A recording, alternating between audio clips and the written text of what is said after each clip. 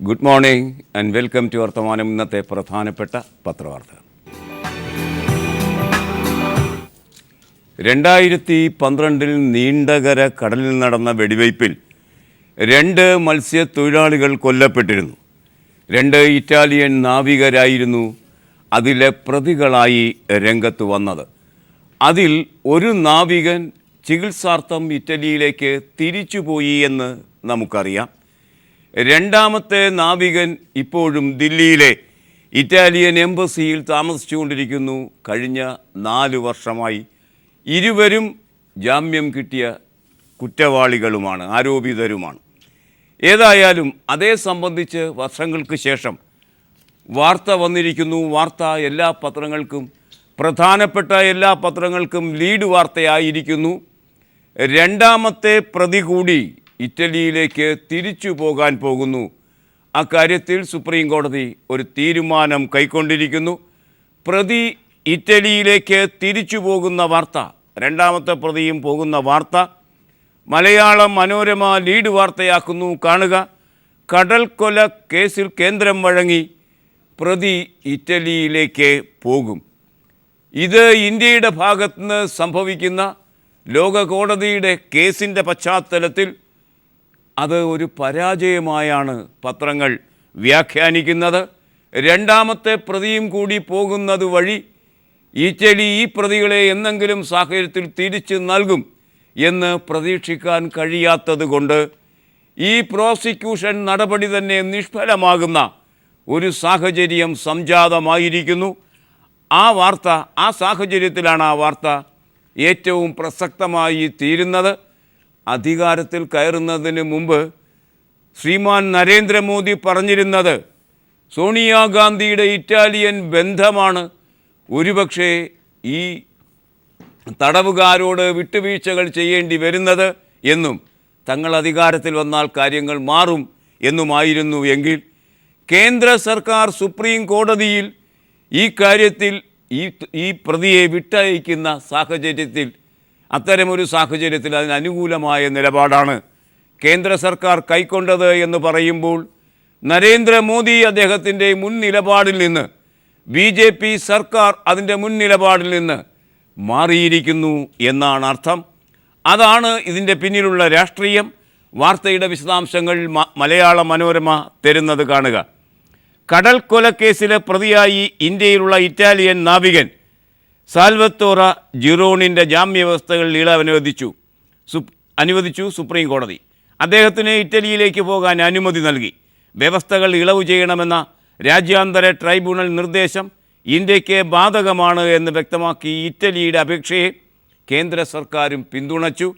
അങ്ങനെ അദ്ദേഹത്തിന് ഇറ്റലിയിലേക്ക്, സ്വന്തം നാട്ടിലേക്ക് തിരിച്ചു പോകാനുള്ള അരങ്ങ് ഒരുങ്ങിക്കഴിഞ്ഞിരിക്കുന്നു. കോൺഗ്രസ് എന്ന പ്രധാന പ്രതിപക്ഷ പാർട്ടി ഇതേ സംബന്ധിച്ചൊരു നിലപാടെടുത്തിരിക്കുന്നത് ഇതൊരു കടുത്ത അനീതിയാണ്. ഈ കേസിൻ്റെ വിചാരണയുടെ കാര്യത്തിൽ ഇന്ത്യക്കെതിരായി കടുത്ത അനീതി സംഭവിച്ചിരിക്കുന്നു എന്ന് കോൺഗ്രസ് നിരീക്ഷിക്കുന്നു. ആ വാർത്തയും ഇന്ന് മനോരമ പ്രത്യേക ഒരു പെട്ടി വാർത്തയാക്കി നമുക്ക് തരുന്നത് ഇങ്ങനെയാണ്. കടൽ കൊലക്കേസ് പ്രതിക്ക് ഇറ്റലിയിലേക്ക് പോകാൻ അനുമതി നൽകിയ നടപടി കൊല്ലപ്പെട്ട മത്സ്യത്തൊഴിലാളികളുടെ കുടുംബങ്ങളോടുള്ള കടുത്ത അനീതിയാണ് എന്ന് കോൺഗ്രസ് നിരീക്ഷിച്ചിരിക്കുന്നു. അത് പ്രധാനപ്പെട്ട വാർത്തയാക്കി മലയാള മനോരമ ഇന്ന് നമുക്ക് തരികയും ചെയ്തിരിക്കുന്നു. കടൽ കൊലക്കേസുമായി ബന്ധിപ്പിച്ച് വ്യത്യസ്ത നേതാക്കൾ ഭിന്നമായ അഭിപ്രായങ്ങൾ അവതരിപ്പിച്ചു കഴിഞ്ഞിരിക്കുന്നു. കടൽ കൊലക്കേസിൽ കേന്ദ്ര നിലപാട് ഒരു കള്ളക്കളിയാണ് എന്ന് കേരള മുഖ്യമന്ത്രി പിണറായി വിജയൻ അഭിപ്രായം പറഞ്ഞിരിക്കുന്ന കാര്യവും മലയാള മനോരമ ഉൾപേജിൽ തരുന്നു. കാണുക, കടൽ കൊലക്കേസ് കേന്ദ്രത്തിൻ്റേത് കള്ളക്കളി എന്ന് പിണറായി.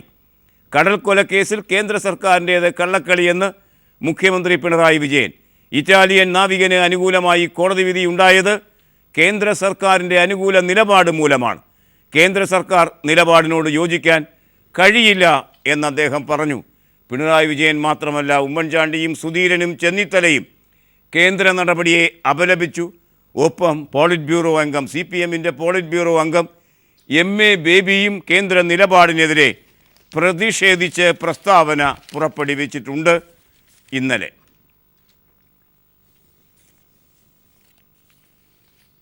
മോദി സർക്കാർ 2 വർഷം തികച്ചു, 3-ാം വർഷത്തിലേക്ക് കടക്കുന്നു. 2 വർഷം പൂർത്തിയാകുന്ന ആ സാഹചര്യം വലിയ ആഘോഷമാക്കി മാറ്റാൻ പോവുകയാണ് മോദി. 200 പൊതുയോഗങ്ങളാണ് ഈ 2ാമത്തെ വർഷത്തിലേക്ക് കടക്കുന്ന വാർഷിക ആഘോഷത്തിൻ്റെ ഭാഗമായി വിഭാവനം ചെയ്തിരിക്കുന്നത്. അതിൽ 4-5 യോഗങ്ങൾ കേരളത്തിലുമുണ്ട്. 2 യോഗങ്ങൾ ഇപ്പോൾ കഴിഞ്ഞിരിക്കുന്നു. ആദ്യ യോഗത്തിൽ തന്നെ 2ാം വാർഷികവുമായി ബന്ധിപ്പിച്ച് ചില അനുകൂല നിലപാടുകൾ, ചില വിഭാഗങ്ങൾക്ക് അനുകൂല നിലപാടുകൾ മോദി കൈക്കൊണ്ടത് കേരള കൗമുദി അതിൻ്റെ പ്രധാനപ്പെട്ട വാർത്തയാക്കി 1-ാം പേജിലെ 1-ാമത്തെ വാർത്തയാക്കി തന്നിരിക്കുന്നു. കാണുക. ഡോക്ടർമാരുടെ പെൻഷൻ പ്രായം 65 അത് കേന്ദ്ര സംസ്ഥാന രംഗങ്ങളിൽ പ്രവർത്തിക്കുന്ന മുഴുവൻ ഡോക്ടർമാർക്കും അത് ബാധകമായിരിക്കും. പെൻഷൻ പ്രായം 65 എന്ന് പറഞ്ഞാൽ കേരളമടക്കം ഇപ്പോൾ അത് 60 മുതൽ 62 വരെയാണ്. അതുകൊണ്ട് 5 വർഷമോ 3 വർഷമോ അത് നീട്ടിക്കൊടുക്കുന്നു എന്ന് മാത്രമേ അർത്ഥമുള്ളൂ. ഗ്രാമാന്തരങ്ങളിൽ, ഇന്ത്യയിലെ ഗ്രാമാന്തരങ്ങളിൽ പണിയെടുക്കുന്നതിന് ഡോക്ടർമാർ ലഭ്യമല്ലാതിരിക്കുന്ന സാഹചര്യത്തിൽ 65 വയസ്സ് വരെ പിരിയാനുള്ള പ്രായം അങ്ങനെയാക്കുമ്പോൾ ഡോക്ടർമാരുടെ സേവനം കൂടുതൽ ജനവിഭാഗങ്ങൾക്ക് ലഭിക്കും എന്നാണ് കേന്ദ്ര സർക്കാർ പ്രതീക്ഷിക്കുന്നത്. പ്രധാനമന്ത്രി മോദിയുടെ സുപ്രധാനമായ പ്രഖ്യാപനം കേരള കൗമുദി വാർത്തയാക്കുന്നത് ഇങ്ങനെയാണ്. രാജ്യത്തെ എല്ലാ സർക്കാർ ഡോക്ടർമാരുടെയും റിട്ടയർമെൻറ്റ് 65 വയസ്സാക്കി ഉയർത്തുമെന്ന് പ്രധാനമന്ത്രി നരേന്ദ്രമോദി പ്രഖ്യാപിച്ചു. ഈ ആഴ്ച തന്നെ കേന്ദ്രമന്ത്രിസഭ ഇതിനുള്ള തീരുമാനമെടുക്കും. ഡോക്ടർമാർ 1 വർഷം 12 ദിവസം പാവപ്പെട്ട ഗർഭിണികളെയും സൗജന്യമായി ചികിത്സിക്കണമെന്ന് അദ്ദേഹം അഭ്യർത്ഥിക്കുകയും ചെയ്തു. 2 വർഷം തികയുന്നതിൻ്റെ ആഘോഷ ഭാഗമായി സംഘടിപ്പിച്ച പൊതുയോഗത്തിലാണ് പ്രധാനമന്ത്രിയുടെ ഈ പ്രസ്താവന വന്നത്. NDAക്ക് കീഴിൽ നിരാശ പ്രതീക്ഷയ്ക്ക് വഴിമാറി എന്ന മോദിയുടെ കണ്ടെത്തലും അദ്ദേഹത്തിൻ്റെ പ്രസംഗഭാഗമായി മാധ്യമം എന്ന പത്രം ഉൾപേജിൽ സചിത്രമായി തരുന്നു. തൻ്റെ സർക്കാർ പാവപ്പെട്ടവർക്കും കർഷകർക്കും വേണ്ടിയുള്ളതാണ് എന്ന് മോദി അവകാശപ്പെടുന്ന പ്രസംഗമാണ് മാധ്യമം തരുന്നത്. UPA സർക്കാരിൻ്റെ കാലത്തെ വികസനമില്ലായ്മയുടെയും നിരാശയുടെയും സ്ഥാനത്ത് NDA സർക്കാരിൻ്റെ ഭരണത്തിന് കീഴിൽ വികസന മനോഭാവവും പ്രതീക്ഷയുമാണ് പുലരുന്നത് എന്ന് പ്രധാനമന്ത്രി നരേന്ദ്രമോദി പറഞ്ഞു. തൻ്റെ സർക്കാർ പാവപ്പെട്ടവർക്കും കർഷകർക്കും വേണ്ടി നിലകൊള്ളുന്നതാണ് എന്നും പൊതുധനം കൊള്ളയടിക്കുന്നത് തടയാൻ കഴിഞ്ഞുവെന്നും അദ്ദേഹം പറയുക കൂടി ചെയ്തു, കൂട്ടിച്ചേർക്കുക കൂടി ചെയ്തു. 2 ആഴ്ച നീണ്ടു നിൽക്കുന്ന മഹാ ആഘോഷങ്ങളുടെ ഭാഗമായ പ്രസംഗത്തിലാണ് മോദി ഇപ്രകാരമൊരു നിലപാട് തൻ്റെ സർക്കാരിനെക്കുറിച്ച് കൈക്കൊണ്ടിരിക്കുന്നത്. എന്നാൽ മോദിയുടെ അവകാശവാദങ്ങൾ എത്രത്തോളം ശരി, എത്രത്തോളം നല്ല നിലയിലാണ് ഈ 2 വർഷം പൂർത്തീകരിക്കുന്ന ആഘോഷം അവർ കൈകാര്യം ചെയ്തിരിക്കുന്നത്, ഇതേ സംബന്ധിച്ച് കോൺഗ്രസ് അടക്കമുള്ള പ്രതിപക്ഷ കക്ഷികൾക്ക് ഭിന്നാഭിപ്രായമാണുള്ളത്. കാണുക. ഇന്ത്യ ഗേറ്റിൽ സർക്കാർ വാർഷികം. ദേശാഭിമാനിയ വാർത്ത തരുന്നു. അമിതാഭ് ബച്ചനെ ഈ കാര്യത്തിലുള്ള അവതാരകനായി തിരഞ്ഞെടുത്തത് അത്ര ആശാസ്യമായ കാര്യമായി കോൺഗ്രസ് കരുതുന്നില്ല. കാരണം അമിതാഭ് ബച്ചൻ നികുതി വെട്ടിപ്പ് കേസിൽ അന്വേഷണം നേരിടുന്നയാളാണ്. ക്ഷണിച്ചത് ബച്ചനെ, ആദ്യം വന്നത് അതുകൊണ്ട് തന്നെ വിവാദം എന്ന് ദേശാഭിമാനി നിരീക്ഷിക്കുന്നു. വാർത്തയുടെ വിശദാംശങ്ങൾ ഇപ്രകാരമാണ്. NDA സർക്കാരിൻ്റെ 2ാം വാർഷികാഘോഷങ്ങളുടെ ഭാഗമായി ശനിയാഴ്ച ദില്ലിയിലെ ഇന്ത്യ ഗേറ്റിൽ സംഘടിപ്പിക്കുന്ന താരമേളയിൽ അവതാരകനായി നടൻ അമിതാഭ് ബച്ചനെ തീരുമാനിച്ചതിൽ പ്രതിഷേധം വ്യാപകം. വിദേശത്ത് അനധികൃത നിക്ഷേപമുള്ളവരുടെ പട്ടികയിൽ ബച്ചനുമുണ്ട് എന്ന് പനാമ രേഖകൾ വെളിപ്പെടുത്തിയിരുന്നു. 3 വിദേശ കമ്പനികളിൽ ബച്ചന് അനധികൃത നിക്ഷേപമുണ്ടെന്നാണ് രേഖകൾ. ഈ കേസിൽ അന്വേഷണം തുടരുമ്പോൾ ഔദ്യോഗിക പരിപാടിയിൽ അവതാരകനാക്കിയതാണ് വിമർശനത്തിന് കാരണം.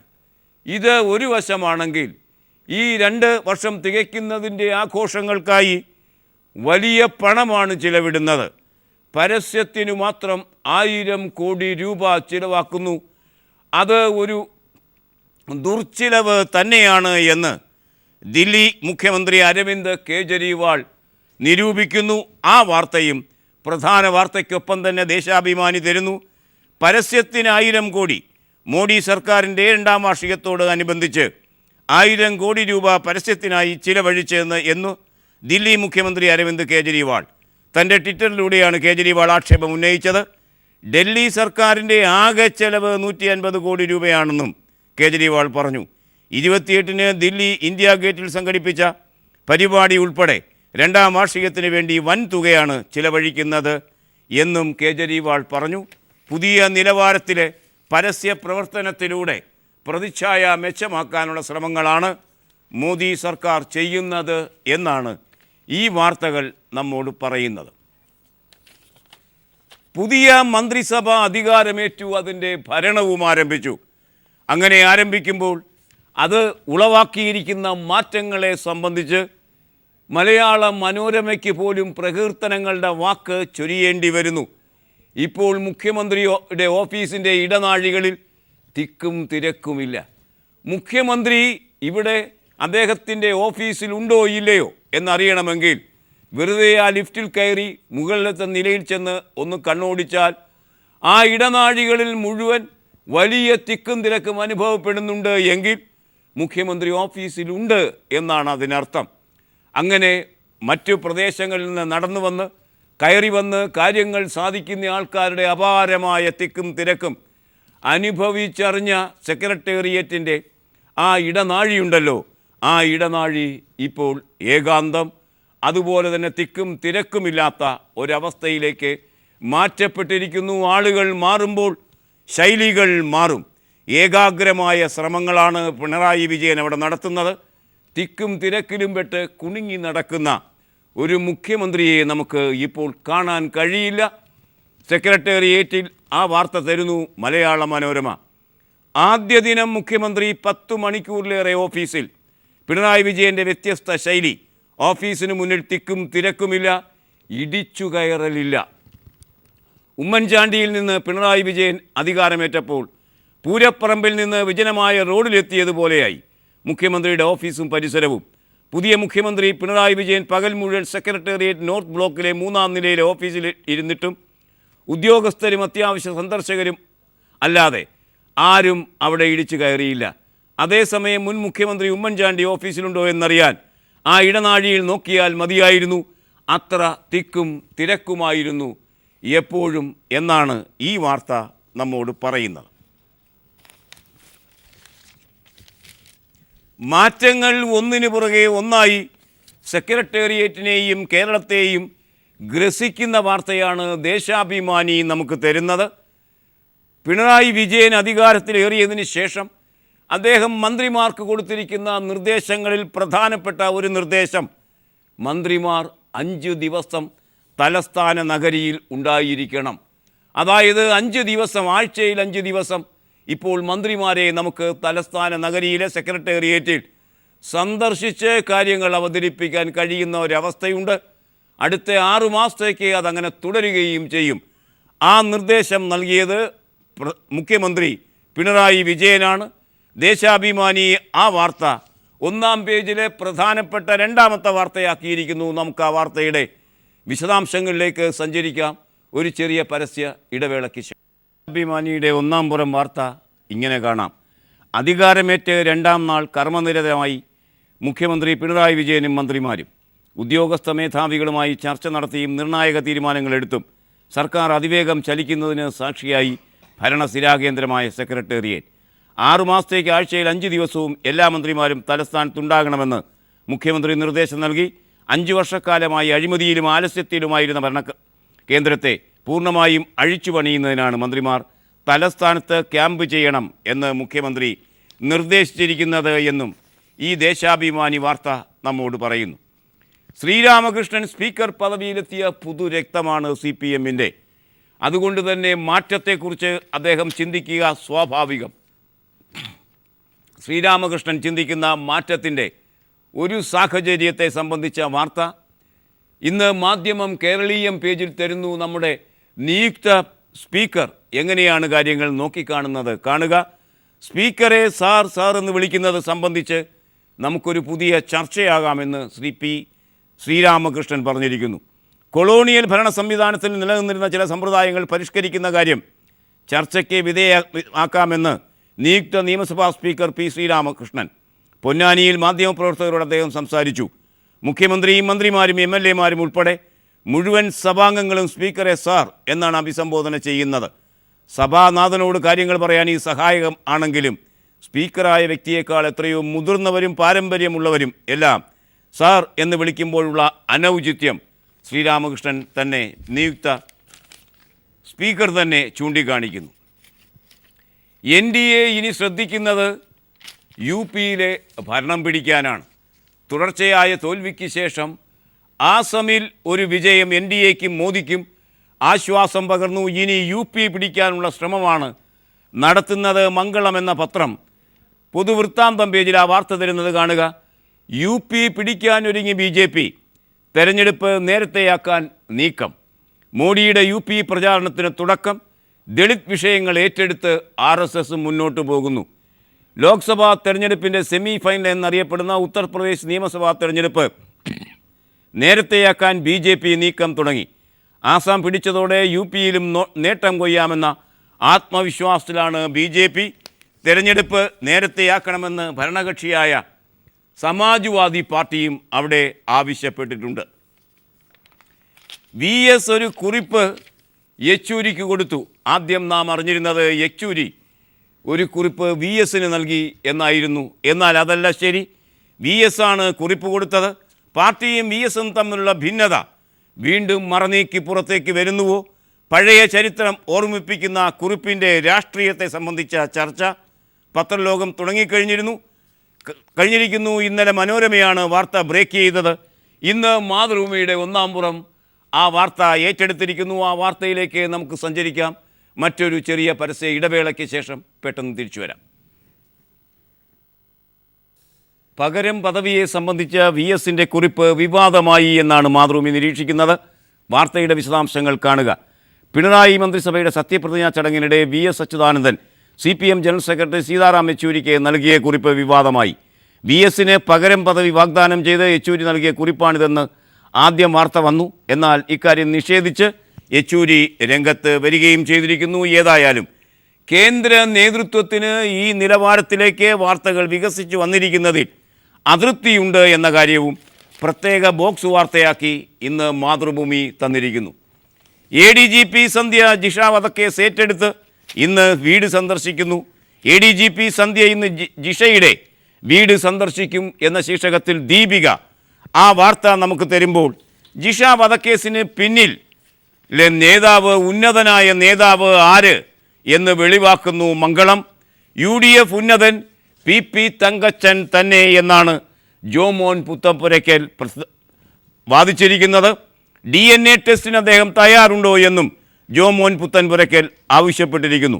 പെരുമ്പാവൂരിലെ ജിഷ വധക്കേസിന് പിന്നിലെ രാഷ്ട്രീയ ഉന്നതൻ UDF കൺവീനർ PP തങ്കച്ചനാണ് എന്ന് പരാതി നൽകിയ മനുഷ്യാവകാശ പ്രവർത്തകൻ ജോമോൻ പുത്തൻപുരയ്ക്കൽ PP തങ്കച്ചൻ്റെ മകളാണ് ജിഷയെന്നും സ്വത്ത് സംബന്ധിച്ച ജിഷ ആവശ്യമുന്നയിച്ചതാണ് കൊലപാതകത്തിലേക്ക് നയിച്ചതെന്നും ജോമോൻ മംഗളത്തോട് പറഞ്ഞു. ബുധനാഴ്ച ഉച്ചയ്ക്ക് മുഖ്യമന്ത്രിയുടെ ഓഫീസിൽ ഔദ്യോഗിക ഇമെയിൽ വിലാസത്തിൽ പരാതി അയച്ചതായി ജോമോൻ പറഞ്ഞിരിക്കുന്നു. ജിഷ വധവുമായി ബന്ധിപ്പിച്ച് കേസ് പുതിയ വഴിത്തിരിവിൽ എത്തുകയും ചെയ്തിരിക്കുന്നു ഇതുവഴി എന്നാണ് ഈ വാർത്ത നമ്മോട് പറയുന്നത്. ഇനി ഇന്നത്തെ ചിത്രം.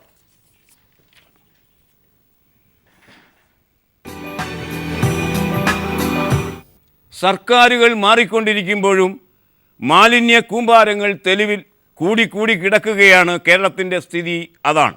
ഇതെന്നാണ് ശരിയാകാൻ പോകുന്നത്? നമുക്ക് ഈ ചിത്രം ഒന്ന് കാണാം. ഇത് ഒരു തിരുവനന്തപുരം ദൃശ്യമാണ്.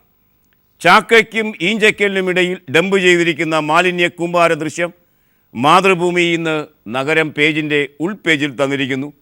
ഈ ദൃശ്യത്തോട് ഇന്നത്തെ വർത്തമാനം ഇവിടെ സമാപിക്കുകയാണ്. Nice weekend. Good bye.